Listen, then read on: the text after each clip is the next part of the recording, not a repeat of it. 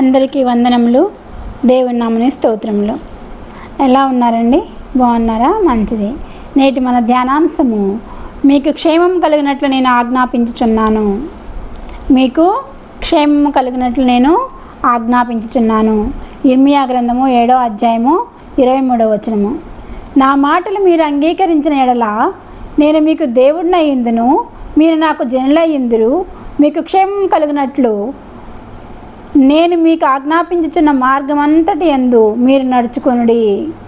ఇక్కడ మీరు నా మాటలు అంగీకరించిన ఎడల, మీరు నా మాటలు అంగీకరించిన ఎడల మీరు నాకు జనులయ్యుందురు, మీకు క్షేమము కలుగునట్లు నేను ఆజ్ఞాపించదును అని అంటున్నారు. ఇక్కడ మనము యేసయ్య ఆజ్ఞలను గైకొనాలండి. యేసయ్య ఆజ్ఞలను మనం ఎప్పుడైతే గైకొంటామో అప్పుడు మనము ఆయన మనకి దేవుడై ఉంటాడు. ఆయన మనకి దేవుడై ఉంటే ఇంకేమైనా కొదవ ఉందండి? మనం చేయవలసిన పని ఒక్కటే, ఆయన ఆజ్ఞలను గైకొనాలి. ఆయన ఆజ్ఞలు మనకు తెలుసు కదా, 10 కమాండ్మెంట్స్, 10 ఆజ్ఞలు మోషేకి ఇచ్చి 10 ఆజ్ఞలు ఇశ్రాయేలుని ఫాలో అవ్వమని చెప్పి ఉన్నాడు దేవుడు. అదే 10 ఆజ్ఞలు తర్వాత యేసు ప్రభు వచ్చిన తర్వాత ఆ 10 ఆజ్ఞలు నెరవేర్చి మనకి 2 ఆజ్ఞలను ఇచ్చి ఉన్నారు. నిన్ను వల్ల నీ పొరుగు వారిని ప్రేమించవలను, నువ్వు నీ దేవుడైన యెహోవాను పూర్ణ హృదయంతో ఆరాధించవలను. ఈ 2 ఆజ్ఞలను యేసు ప్రభు మనకి చెప్పి ఉన్నారు. సో మనము ఈ ఆజ్ఞలను పాటించి ఉన్న యెడల దేవుడు మనకి, యేసయ్య మనకి దేవుడై ఉంటాడు. యేసయ్య మనకి దేవుడై ఉంటే మనకి ఆయనకి మనము ప్రజలమై ఉంటాము. యేసయ్యకి మనం ప్రజలమై ఉంటే మనకి ఏమైనా మేలు కొదువ అవుతుందండి? ఏ మేలు కొదువ కాదు. మనకి మేలు క్షేమం కలుగ చేస్తాడు. మనం నడుచు మార్గం అంతటిలో క్షేమం కలుగ చేస్తాడు.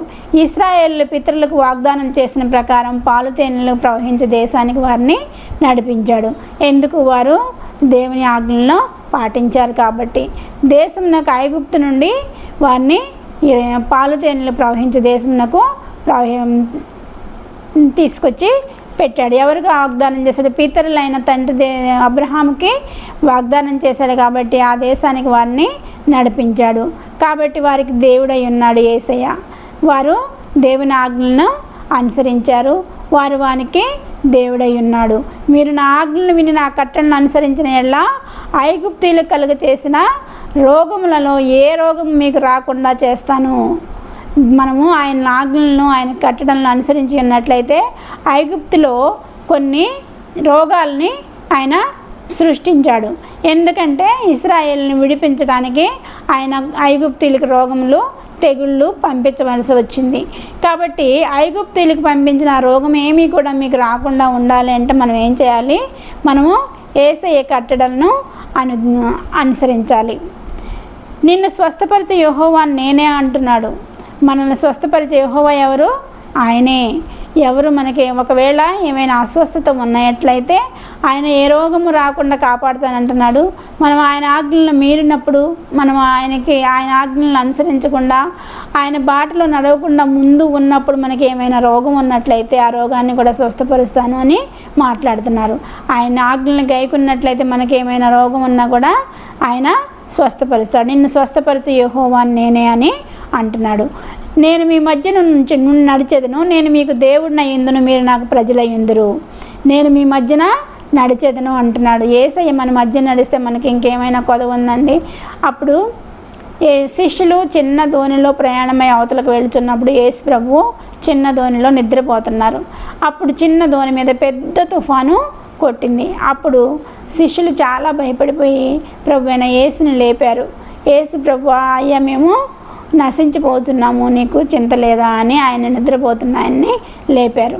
లేపినప్పుడు ఆయన గాలిని, తుఫాన్ని, నీళ్ళని, సముద్రాన్ని, గాలిని ఆయన గద్దించగా అవి నిమ్మళమాయెను. ఆయనకి గాలి, సముద్రము అన్నీ కూడా సరెండర్ అయిపోయినాయండి. అప్పుడు శిష్యులు నెమ్మదిగా ఉన్నారు. వాళ్ళకి క్షేమం కలిగింది కదా. కనుబట్టి మన మధ్యన యేసు ప్రభు ఉంటే మనకు కూడా క్షేమకరమైన మార్గాన్ని ఆయన ప్రతి విషయంలో క్షేమం కలిగినట్లు ఆజ్ఞాపిస్తాడు. మనం కూడా యేసయ్యని పొందుకోవాలి. యేసయ్య ఇశ్రాయేలులకు ముందు నడిచిన దేవుడు మనకు ముందు నడిచినట్లయితే మనము గొప్పగా మనల్ని దేవుడు ఆశీర్వదిస్తాడు. దేవుడు ఆశీర్వదించాలి అంటే మనం ఏం చేయాలి? ఆయన ఆజ్ఞలను గైకొనాలి. ఆయన ఆజ్ఞలను గైకొన్నట్లయితే ఇశ్రాయేలుకి ఎలా ముందు నడిచాడో అలా మనకు ముందు నడిచి మన మార్గంలో ఆయన క్షేమం కలిగినట్లుగా ఆయన ఆజ్ఞాపించను. ఇశ్రాయేలు సైన్యమునకు ముందు నడిచిన దైవమా, ఇశ్రాయేలు సైన్యమునకు ముందు నడిచిన దైవమా, నేడు మాతో కూడా నుండి మమ్ము నడిపించుము, నేడు మాతో కూడా నుండి మమ్ము నడిపించుము. ఇశ్రాయేలు సైన్యమునకు ముందు నడిచిన దైవమా, ఇంతవరకు మాకు సహాయంబు చేసిన యేసువా, ఇంతవరకు మాకు సహాయంబు చేసిన యేసువా, ఇకను ముందు కూడా నీవు మమ్ము నడిపించుము, ఇకను ముందు కూడా నీవు మమ్ము నడిపించుము.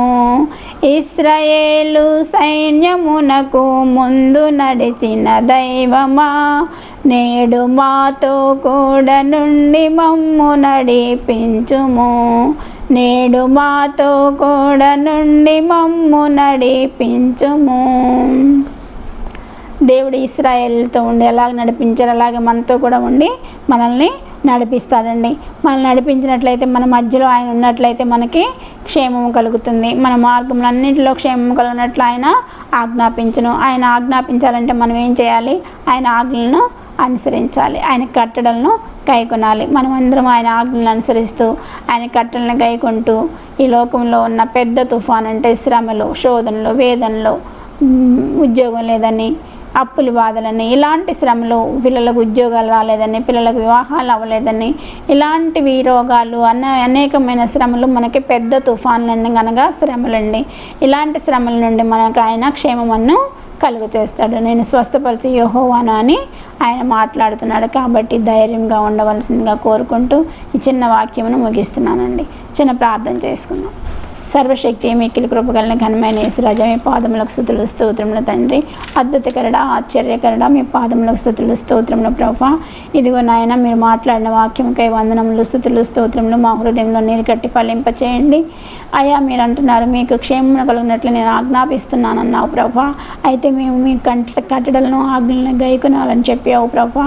మేము మీ కట్టడలను ఆజ్ఞలను గైకొని నీ క్షేమమును మేము పొందుకునేలాగా మాకు నీ కృపను తోడుగా ఉంచమని మా ప్రభువును ప్రియకుమారుడైన యేసుక్రీస్తు నామమున అడుగుచున్నాను తండ్రి. ఆమేన్.